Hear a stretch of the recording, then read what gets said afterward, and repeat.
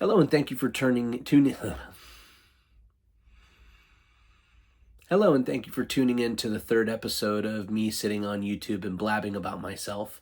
The first couple videos were about how I made it to 50 and how I was proud of that, and all the ways in which I almost didn't make it to 50 through no fault of my own and fault of my own.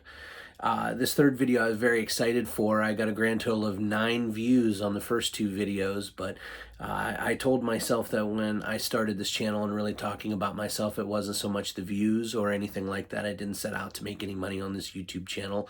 I really could care less about that. Not that I care less about money, but I don't really feel that YouTube is something that I can make money on. But what I can do is YouTube can be a vehicle for me to talk about myself and my life and my problems, like most 50-year-olds, whether you're man, woman, man, child, woman, child. We don't really like to talk about our feelings all that much. It's something that we internalize and something that we are reluctant to talk to even those that are the closest to us, our spouses, our kids, our parents, if we're still fortunate enough to have them around. We don't meet with our friends as much as we should. Love to go out and have a good time and stay in and have a good time, but it's just at this point in my life and many of my friends' life, we're so busy in this earning phase where we're trying to pay off a house, save for retirement so we can have a decent life, and we're living in a world of uncertainty right now. I was in sales for many years, and specifically in car sales for years, and I worked with this guy who in his lifetime sold 50,000 plus cars. He'd been doing it for 50 years. He was an old pro. People came back to him for years. He didn't have to go walk the lot. He didn't have to get on the phone. People were always coming in to buy cars from him because he was a good guy, and he genuinely cared about people, and people cared about him. It wasn't just about making money and forgetting these people. These are people that he would talk to over the course of the year, whether he reached out to them with a phone call, with a birthday card, a Christmas card, or just seeing him around town, seeing him at church, seeing him at the store, seeing him, at the ball games, whatever it might happen to be. And was fortunate to sit right by him for years and learned a lot from him. And one of the things that he loved to say is, and one of the best saying he had that I still continue on with my life now, whether it's sales or not, is you can sell cars in good times, you can sell cars in bad times, but you can't sell cars in uncertain times. That's kind of where we're at right now. We're in uncertain times, and this is not something to get political. My political affiliations and what I think about politics, again, was taught by people who are sorry for that, people who are men and women in my life that said, we grew up with, there's a couple things you don't talk about, in polite conversation. You don't talk about politics, you don't talk about religion, and that stuff is just forced down our throats now. So I don't really talk about that, but I mean, these are uncertain times, and whether you're 20 years old, 40 years old, 60 years old, 80 years old, many of us are nervous for the future. We live with anxiety, and there's a number of different ways that you can help yourself to alleviate that anxiety. And for me, this is, this channel, what I'm talking about right now is that. In this world, my family and I, we make enough money to that we can't, get on any sort of programs where we get subsidized health care or anything like that. We are paying on our house. We live in a modest home, and we bought the house 7 years ago, so got a great interest rate. So, we have a house for the price of rent in just about anywhere you go, way less than rent. But the thing that is concerning to me is that my own mental health and how that is projected onto other people, even my family, the people that I'm the most happy to be around, and the people that I have the best attitude around. Before I had a child, and my wife and I have been married for 10 years and lived together for 20 years, but there were nights where I'd come home and I'd be a dick. I mean, I wouldn't be like mean to my girlfriend, my future wife. I wouldn't be conniving, never would cheat on her. We've been life mates for a long time and married for 10 years, but I would come home and just be in a bad mood and just stew about stuff, and even taking the dogs for a walk wouldn't help. Drinking, getting high didn't help. And it was actually when I became a father, and not even when my child was born into this world, when my wife became pregnant, as I knew that I was living for more, than myself. And I was a man child. My daughter, I was 41 years old when she was born. I'm 50 now. And, you know, up until that time, I was like, even though before my wife, I had apartments. I knew how to cook for myself. I knew how to balance a checkbook. I knew how to pay my bills on time. I remember to be a pretty decent member of society. So I didn't need someone to look out for me in that regard. But when my child was born, I was like, oh man, it's the man child era is over. You know, I have to get serious about this. I have a tiny little human that's relying on me. And I feel like I've done a pretty good job of that so far, of being a dad and a husband. But I can't afford mental health care. You know, I can't afford $100 an hour, or even the $50 an hour, whatever it is, for someone on a Zoom call to listen to your problems. So I'm kind of just, if I have any problems, I'm talking about it here. You know, if, you know, just anything that might come up. Now, I'm not going to bitch and moan about stuff, because I tend to be someone who likes to get things done. I might procrastinate a little bit, but when I finally get in gear, I'm going to finish the race. You know, I'm going to try to go as hard as I can to catch up to the people that actually started when I should have. Pardon me.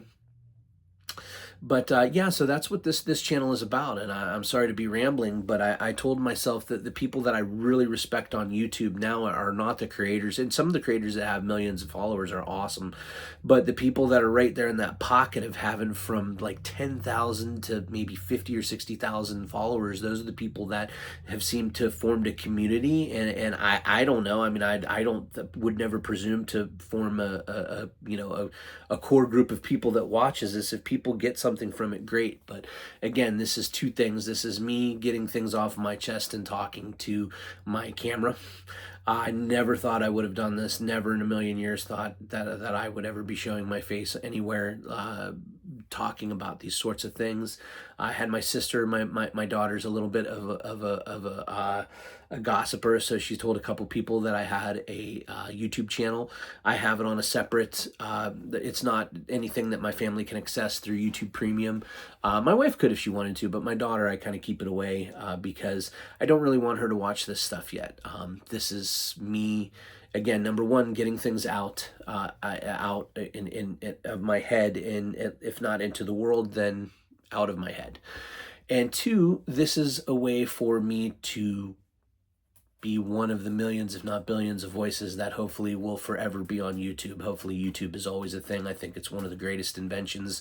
It's our greatest social media, in my opinion. I think it's awesome. There's so many things that you can do and so many things that you can say, and it's affected so many people's lives.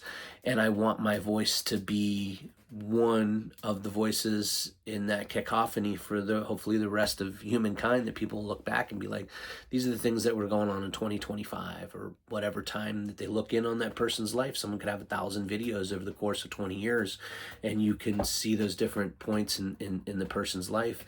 And that's the second, and that's coming up on the second thing that I want to do, is I want my daughter to be able to see this at certain times, like when she gets a little bit older and she can understand these things, and the things that that I'm not prepared yet to talk to her about. I hope I'm the type of dad, and we continue to have that relationship where she can talk to me about anything, and I can give her the best answers that I can, and I can lead by example as well. But I think at some point she would like to sit back and maybe look at some of these and see me at this time in my life, and reflect on where she was at her time in her life. Because even though it's uncertain times for us, you could go back to when I was a little kid in 1989, when I was the, or I'm sorry, 1984, when I was the same age as her.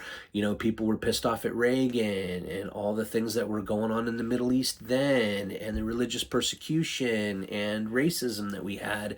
And here I don't know if anything has gotten better, but we just continue to go along. And when I was 8 years old, I thought that was the greatest time ever. Ghostbusters was in the theaters. I was playing with G.I. Joe and He-Man and Transformers. You know, we were watching the A-Team and Airwolf at night, you know, if we could wrangle the TV away from our parents.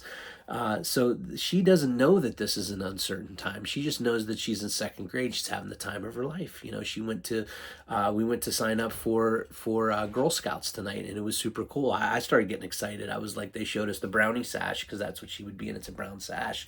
And I never really realized that's why they called them brownies. I just thought it was a cute name, but it's for the brown sash that they have. And I was like, We need something like that. I would love to, be in a loose confederation of adults, middle-aged adults, and we're all going for badges on how to learn stuff. I mean, these kids have like coding badges now and safe social media badging and all that stuff. But anyways, I digress because that's the point where we're at now in her life, and in my life it is that point, that time of uncertainty. But I am an optimist, and I believe things will, if not get better, then they'll revert back to us perceiving that they were better, that we're have a little bit more money in our bank accounts, that people are treated a little bit more fairly, that we're not trying to that we're not trying to put people into homelessness and then target them and arrest them for being homeless.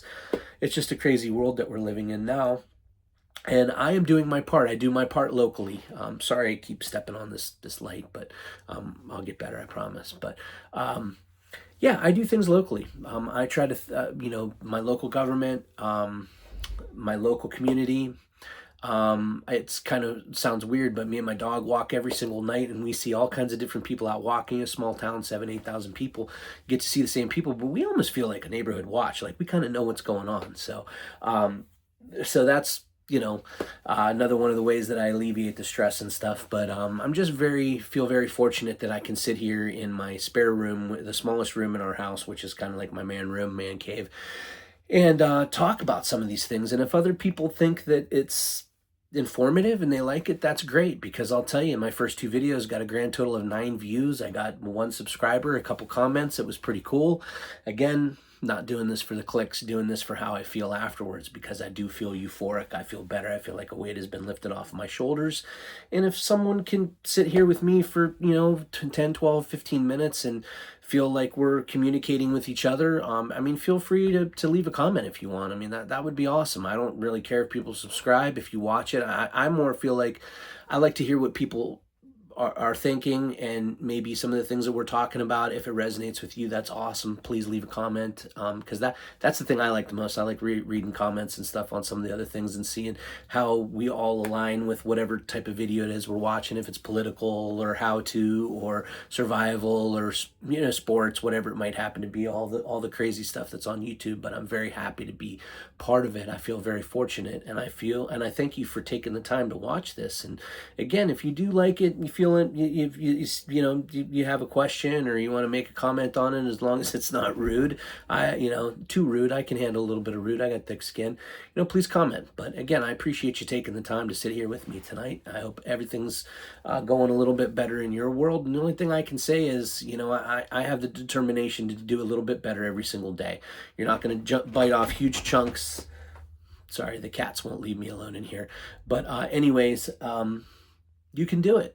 I truly believe it. If you can wake up in the morning, you got 2 working arms, two working legs, and your brain's firing on a couple cylinders, there's always a way to improve yourself. And by improving yourself, you improve your life and everyone around you and your community at large. And if we can all do that, the world will be a better place. So again, thank you for your time, and I'll see you next time, hopefully. Bye-bye.